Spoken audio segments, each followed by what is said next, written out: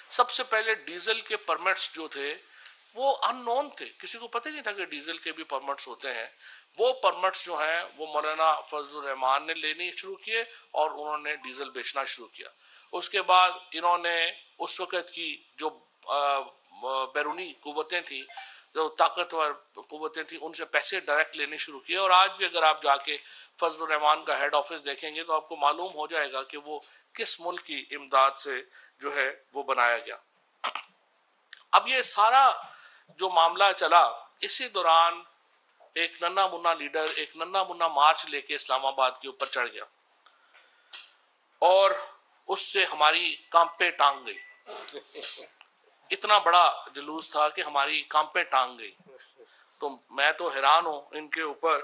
وہ ایک بڑا مشہور مجھے شعر یاد آتا ہے نا کہ کس کے آنے سے ساقی کے ایسے ہوش اڑے، شراب سیخ پہ ڈالی اور کباب شیشے میں.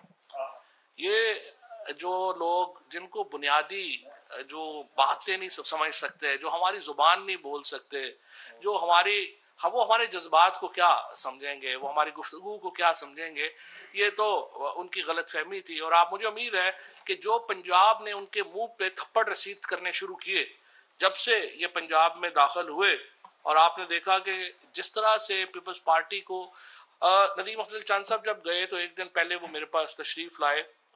ہمارا ظاہر ہے بڑا اچھا تعلق ہے بھائیوں کی طرح. تو میں نے ندیم کو کہا کہ تم پیپلز پارٹی میں کیوں جا رہے ہو؟ اگر سیاسی فیصلہ کرنا ہے تو اگر پیپلز پارٹی میں جانے سے تو بہتر ہے کہ تم کانگریس جوائن کر لو راہل گاندھی کی، اس کے زیادہ ووٹ ہے پنجاب میں. جو اس وقت پیپلز پارٹی کا حال ہے، ان کی جو حالات ہیں اس وقت پیپلز پارٹی کے، کہ اگر آپ یہ یہاں پہ جو لوگ دو چار لوگ جن کا اپنا کوئی ذاتی ووٹ بینک ہے، جب وہ ووٹ بینک کے اوپر جو ہے وہ زرداری کا ٹھپا لگتا ہے، ان کی 10,000 ووٹ کم ہو جاتی ہے. کوئی آدمی پیپلز پارٹی کا ٹکٹ لینے کے لیے اس وقت تیار ہی نہیں ہے. اور یہاں پہ الیکشن جو ہے اگلا جو بھی ہونا ہے وہ پی ٹی آئی کے درمیان ہونا ہے اور نون کے درمیان ہونا ہے. یہ بیچارے ایسے ہی ننے منے کل سے پاگل ہو رہے ہیں. اور میرا ان کا یہی گزارش ہوگی کہ اسلام آباد کے شہریوں کو، آپ کے پاس پیسے بہت ہیں، آپ اندازہ لگائیں. جب حماد اظہر صاحب بات کریں گے معیشت کی تو کریں گے، لیکن آپ دیکھیں کہ جو سندھ کا این ایف سی کا پیسہ ہے وہ کس طرح پانی کی طرح بہایا گیا اس ننے منے مارچ کو کامیاب بنانے کے لیے.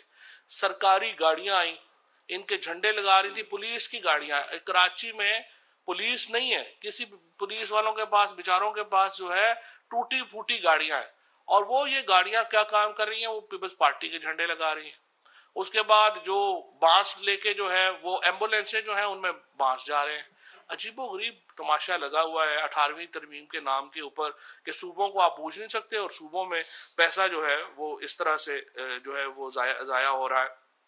میں یہ سمجھتا ہوں ایک ایسے وقت میں جب کہ دنیا ایک سنگین مالی بحران کا شکار ہے، اور آج تو پریزیڈنٹ بائیڈن نے صبح جو اناؤنسمنٹ کی جس میں انہوں نے کہا کہ ہم تیل اور گیس بھی رشیا سے نہیں خریدیں گے، تو اس کے بعد یہ مالی بحران جو ایک عالمی مالیاتی بحران ہے وہ اور اس کا جو ہے وہ پیچیدہ ہو گیا ہے. اور میں یہ سمجھتا ہوں کہ ہمیں اس وقت ایک سیاسی استحکام کی ضرورت ہے. اور ہم تو اسپیکر صاحب سے یہی گزارش کر رہے ہیں کہ عدم اعتماد کی تحریک کو لمبا نہ لٹکایا جائے، اس کو جلد از جلد جو ہے وہ ایوان میں اس کو لے کے آئیں، کیونکہ ملک متحمل نہیں ہوگا ایک لمبے کرائسس کا. اس کو وہ لے کے آئیں. 172 لوگ انہوں نے شو کرنے ہیں. ہمارے پاس اس وقت 179 سے زیادہ لوگ اس وقت جو ہے وہ عمران خان کی حمایت کرتے ہیں ایوان کے اندر. اور اس وقت مجھے امید یہ ہے کہ ہم جو 5 سے زیادہ 182 سے زیادہ 5 سے زیادہ آ جائیں گے تو ہمارے پاس ٹوٹل تعداد جو ہے وہ 184 کے قریب جو ہے ممبران کی وہ ہو جائے گی. تو اس لیے ضروری ہے کہ ہم یہ اپنے 172 اراکین جو ہیں وہ اسمبلی میں لے کے آئیں اور شو کریں.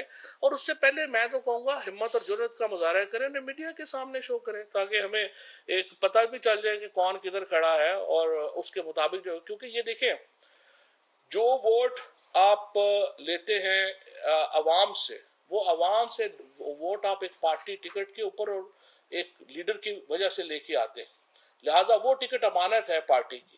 اور اگر آپ کے پاس 172 سے زیادہ اراکین ہیں تو میں اپوزیشن کو چیلنج کرتا ہوں کہ وہ اس کو دیری نہ لگائے، وہ فوری طور کے اوپر میڈیا کے سامنے اپنے لوگ جو ہیں وہ پیش کر دیں، ہم بھی دیکھ لیں گے، میڈیا بھی دیکھ لے گا۔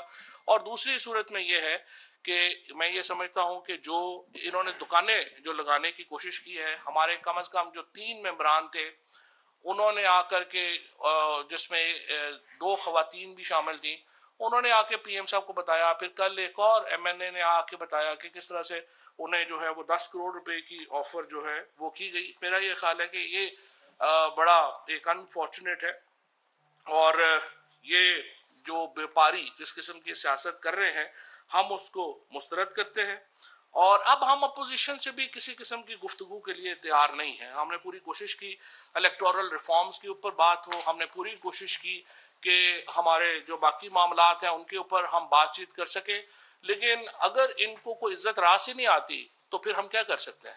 لہٰذا ہم یہ سمجھتے ہیں کہ پہلے تو فوری طور کے اوپر اسپیکر صاحب جو ہیں وہ اس کا اجلاس بلائیں اور اس معاملے کو ہم ایک طرف لگائیں۔